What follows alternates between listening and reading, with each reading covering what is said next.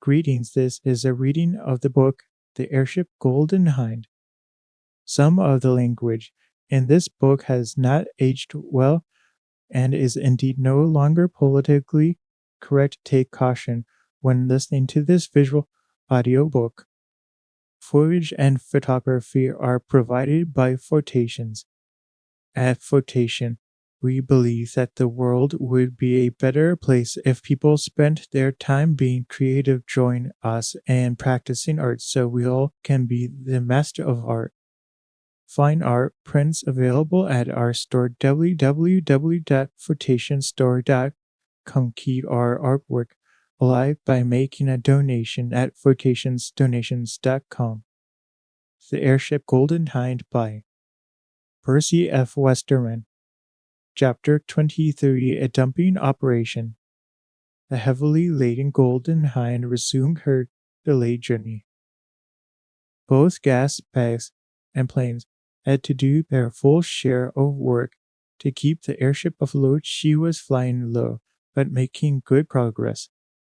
But so little was her reserve of buoyancy that had the 3 Huns who perished in the catastrophe to 64 been saved, it was doubtful whether Fosterdijk could have carried on. To make matters worse, some of the patches on the repaired ballonets were leaking, for owing to the heat of the rubber, the solution was not holding well. I wonder if Drake's Golden Hind, when she arrived in the Thames after circumnavigating the globe, was patched up like we are marked. Kenyon. It took Drake 3 long years to do the trick, and we look like completing our voyage in under 17 days. If the old bus holds out, added Bramston. To any rate, no one can say we haven't done our bit. The Golden Hind's been a regular sort of aerial lifeboat. That is some satisfaction. I'd rather we did that than win the race. I suppose our passengers won't get up to any of their Hunnish tricks, observed Kenneth. Trust Fosterdijk for that, replied Peter grimly. He's had 'em placed in the dining saloon. Fortunately, we won't require many more meals. They can amuse themselves there without getting into mischief. There's one of our fellows stationed outside to keep the blighters in order. Just then the baronet came upon the scene. Von Senzig looks like pulling it off. He observed a wireless from the S1 Watch reports that a monoplane passed over the ship at 6 p.m. flying east. According to the position given, the Want Watch was only 35 miles west of Gibraltar. Then perhaps he's back at his hangar by this time, commented Peter. Any news of the others? Yes. Commodore Theodore has been unable to get hold of another bus yet, although 2 of the Australian RAF pilots are bringing him a Bristol machine from Melbourne. He's out of the running, that he admits, but he means to complete the course, even if it takes him 6 months. And the chap? Asked Kenyon.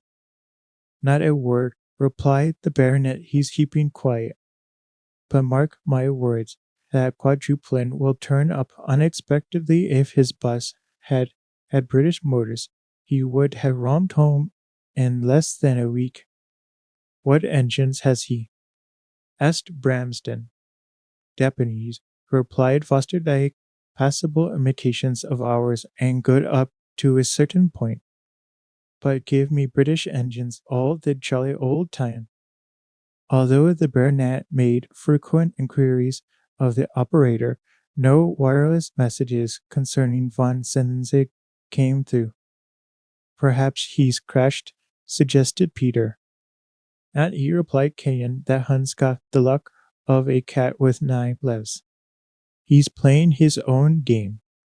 It is a game, added Bramston. Loading that crowd of Huns onto us is like a man in a mile race checking his gear to another competitor and telling him to hang on. I don't wish the blighter any harm, but I do hope that if he pulls off the money prize they'll pay him in German marks at the pre-war rate of exchange, that'd make him look blue. Although no news came in concerning their Hun rival, the officers and crew of the Golden Hind began to be bombarded with wireless messages from Britons in every quarter of the globe. All were of the most encouraging nature, for the story of Fosterdyke's airship and her adventures and misadventures, all more or less distorted owing to the lack of authentic detail, had awakened worldwide interest. There were cheering messages from patriotic Britons and scented ones from sportsmen to whom the suggestion of a race appealed more than did the fact that the contest was one of endurance calculated to uphold the prestige of British flying men. Frenchmen, Dutchmen, Norwegians, Americans, and Japanese all sent greetings to the intrepid British airmen. Didn't know we had so many friends, remarked Fosterdyke, sportsmanlike of those Americans and Japs, too, when they have representatives in the show. The Golden Hind was now approaching the regular mail line, where routes to and from the Cape and round the Horn unite in the neighborhood of Las Palmas. "We'll signal the first vessel we sight," decided Sir Reginald, "and get her to relieve us of our cargo of fritzes. The sooner the better, because several of the ballonets are showing distinct symptoms of porosity." 5 minutes later, the airship had slowed down and had swung round on a course parallel to a homeward bound Dutchman. The skipper of the latter, when appealed to by a megaphone, stoutly refused to receive the 17 Germans. He gave no reason why he should not do so, and without waiting for further parley ran for full speed ahead. A little later a French auxiliary bark was sighted, bound south. Fosterdyke made no attempt to intercept her. "There are limits," he observed. "Dumping those Huns on board an outward bound Frenchman is one of them. Now for the next vessel. 3 for look."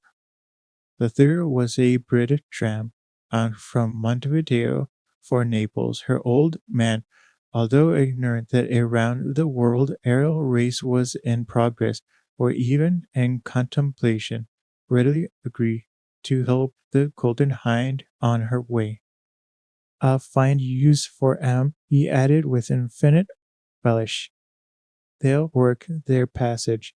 Never you fear. 3 times I've been torpedoed without warning, and on 2 occasions Fritz popped up to jeer at us struggling in waterlogged boats." While conversation was in progress between Fosterdyke and the master of the Stephanus, a wire hawser had been lowered from the bows of the airship and made fast to the tramps after a winch. Since she was steaming dead in the eye of the wind, there was no necessity for her to alter her helm. The Golden Hind, pitching slightly, was towed astern of and 30 feet above the tramp. As the airship's course was almost identical with that of the tramp, Fosterdyke conscientiously kept the propellers revolving, since, even in the present circumstances, he did not wish to give his rivals a chance of raising a protest on the score that the flight of the British airship had been mechanically aided. The 17 Germans showed no great enthusiasm at being placed on board the tramp. At first, they imagined that the Diaphanous was bound for the Pacific. Even the prospect of being dumped ashore at Naples was not at all attractive. When they did make a move, they descended the rope ladder so slowly and deliberately that it was obvious they meant to detain the Golden Hind as much as possible. "I see through their little game," exclaimed Fosterdyke. "Angrily make 'em get a move on, Jackson." The leading hand wanted no further bidding. Ably seconded by Chief Air-Mechanic Hayward, he gave vent to such a flow of forcible language, accompanied by realistic dumb show, that the Huns changed their tactics completely. It was even necessary to check their impetuosity, lest the latter should break under the weight of too many men descending simultaneously. Then, with a joyous toot on her side, as the hawser was cast off, and a stentorian greeting from the mercantile marine skipper, the diaphanous gathered way, while the Golden Hind, almost as buoyant as of yore, rose steadily and rapidly against the gentle breeze. 2 hours later, when the Moroccan coast was sighted on the starboard boat, then 50 minutes later, Fosterdijk touched Kenyon on the shoulder and pointed dead ahead to a faint object rising above the horizon. "Yes, we've done the trick, barring accidents," he observed. "That's Gibraltar."